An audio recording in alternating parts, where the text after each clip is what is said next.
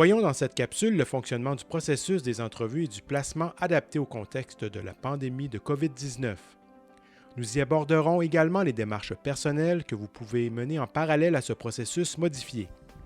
Il s'agit d'un processus en continu qui débute le 15 mai par un premier affichage des offres de stage sur votre plateforme Trivio et qui aura lieu toutes les semaines. Les entrevues débutent le 28 mai et se poursuivent jusqu'à l'obtention d'un stage. À partir du 1er juin, les résultats d'entrevue vous seront communiqués si vous êtes le choix de l'employeur. Vos démarches personnelles seront autorisées tout au long du processus et selon certaines conditions que nous aborderons plus loin dans cette capsule. Maintenant, voyons plus spécifiquement le déroulement des affichages.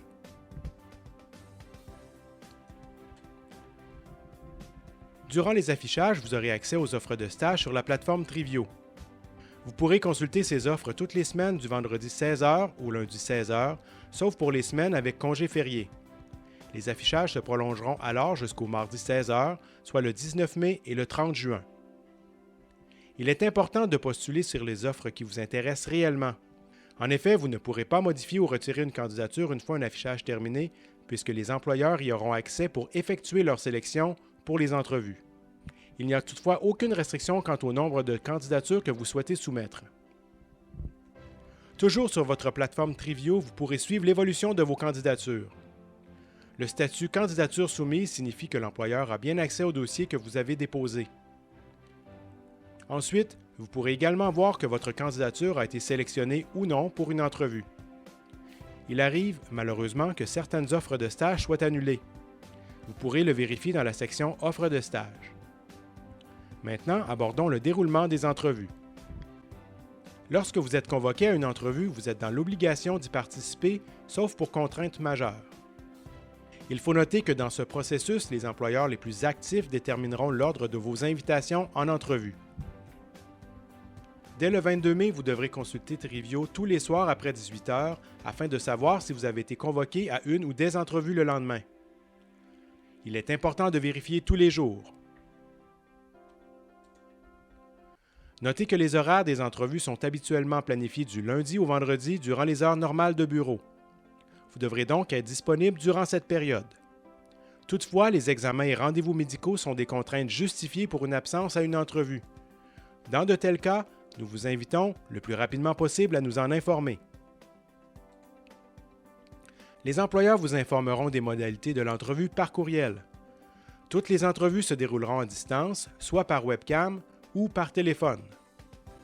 Pour les rencontres par webcam, nous vous suggérons de prendre quelques minutes avant votre entrevue afin de valider votre connexion à la plateforme choisie par l'employeur, principalement Microsoft Teams, Zoom ou encore Skype.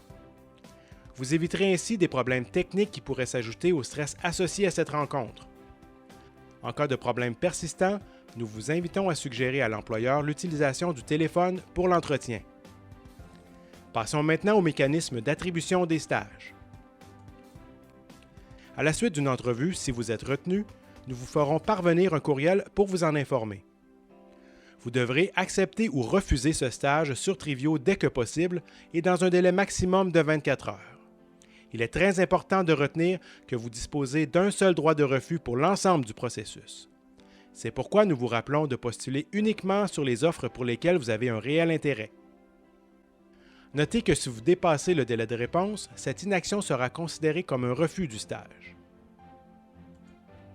Comme mentionné précédemment, lorsque vous recevrez vos résultats, vous aurez un délai de 24 heures pour accepter un stage ou utiliser votre droit de refus.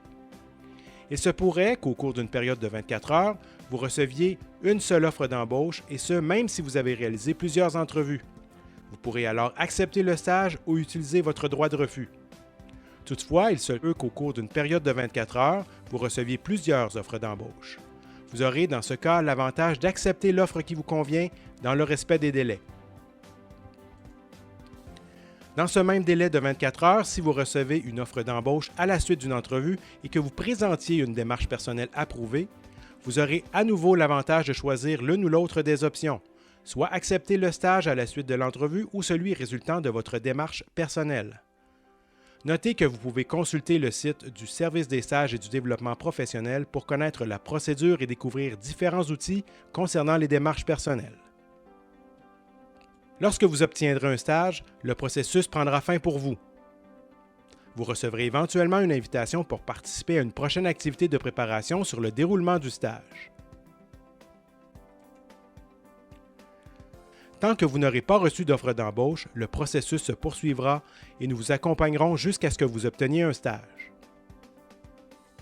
Une autre option est possible dans le cadre du placement. Vous pouvez vous désister du processus tout en demeurant dans le régime coopératif.